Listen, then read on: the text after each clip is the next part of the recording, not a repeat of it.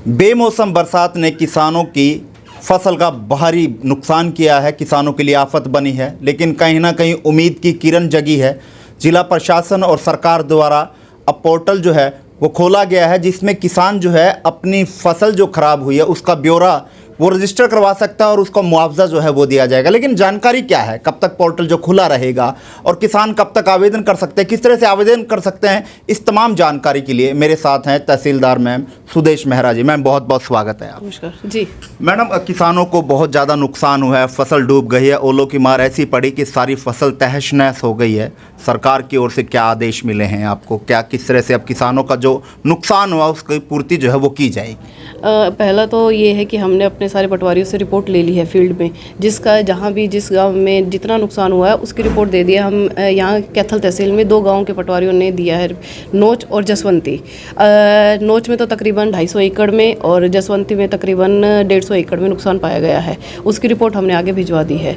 और इसी के रिगार्डिंग हमारे DRO साहब की तरफ से आदेश हुए थे कि गाँव में हम मुनादी करवा रहे हैं कि ई क्षतिपूर्ति पोर्टल जो है पिछले साल स्टार्ट किया था, उसमें किसान स्वयं जाकर भी CSC सेंटर में और उसमें रजिस्टर करवा सकता है कि उसकी कितने एकड़ में कितनी फसल का नुकसान हुआ है।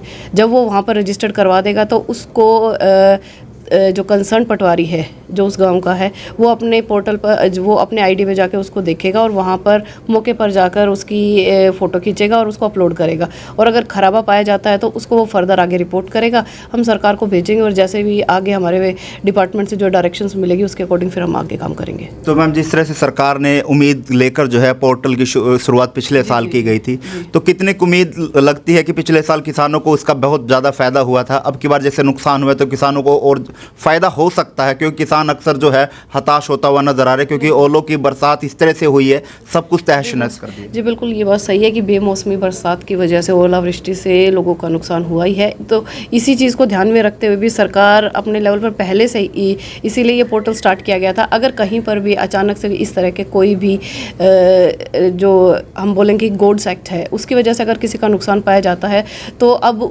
किसान को पटवारी या कहीं पर चक्कर काटने की ज़रूरत नहीं है। वो स्वयं CSC सेंटर पर जाकर वहाँ पर अपने हुए नुकसान को रजिस्टर कर सकता है।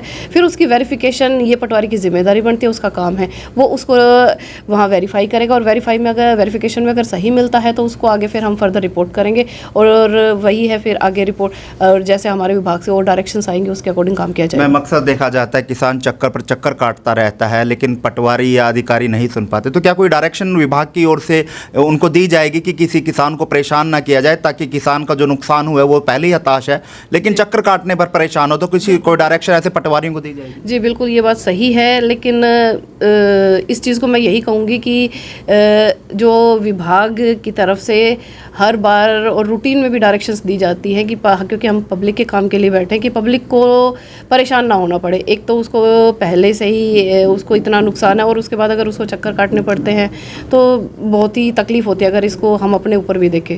तो मैं हर बार ही और रूटीन में अपने पटवारीज़ को मैंने दी हुई है डायरेक्शन कि इस तरीके से का कोई काम ना किया जाए जिससे कि लोगों को परेशानी हो।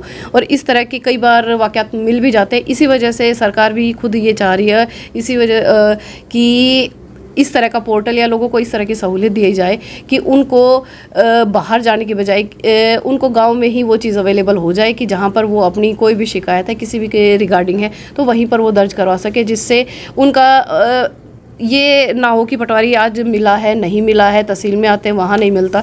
तो इस चीज़ से बचाने के लिए सरकार ने यह पोर्टल स्टार्ट किया है। यानी साफ तौर पर यह कहें कि पटवारी के चक्कर काटने की ज़रूरत नहीं है, आप रजिस्टर करवाइए, पटवारी खुद आपके पास आएगा। एग्जैक्टली, यही है, सरकार यही चाह रही है कि हम जो आम आदमी के लिए सुविधा इसीलिए दी जा रही है कि उनका वक्त बचे, उनकी मेहनत बचे और जो जिस काम के लिए हम लोग हैं हमें डिप्यूट किया गया हम वो काम अपना और ज़्यादा ही ईमानदारी से और जितना भी जल्दी हो इस चीज़ को करें। मैडम, अब जैसे क्षतिपूर्ति पोर्टल पर जाकर सब क्या कैसे मतलब किसानों को करना होगा और कब तक वो कर सकता है?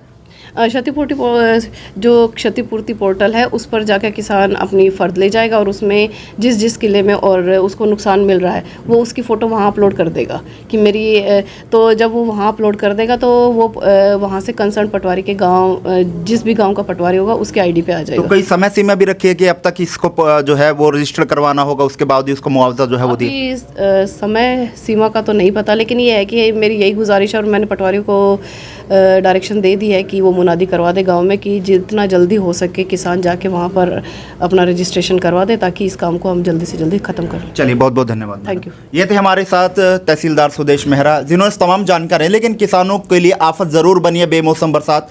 ओलों ने तहलका मचाया है, सर्वनाश कर दिया है फसल का। लेकिन कहीं ना कहीं सरकार जो है वो उम्मीद की किरण जरूर जगा रही है। सती पोर्टल पर आपने जाना, जिन किसानों की फसल डूब गई है, जिन किसानों की फसल खराब हो गई है, उनको सती पोर्टल पर जाना है, अपनी फसल का ब्यौरा वहाँ देना है, कितने एकड़ में जो उनकी फसल बर्बाद हुई है, और उसके बाद पटवारी आएगा, वेरिफिकेशन करेगा और सरकार कहीं ना कहीं आपका ख्याल रखेगी। जो मुआवजा सरकार की ओर से निर्धारित होगा वो आपको जल्द से जल्द मिलेगा। इसलिए सभी किसान परेशान तो हैं ही हैं, लेकिन परेशानी के साथ साथ आप किस तरह से इस समस्या से निपटान कर सकते हैं, सती पोर्टल पर जाकर अपने इस फसल की नुकसान का ब्यौरा दें और सरकार के द्वारा दिए जाने वाले मुआवजे को तुरंत लेने का प्रयास करें।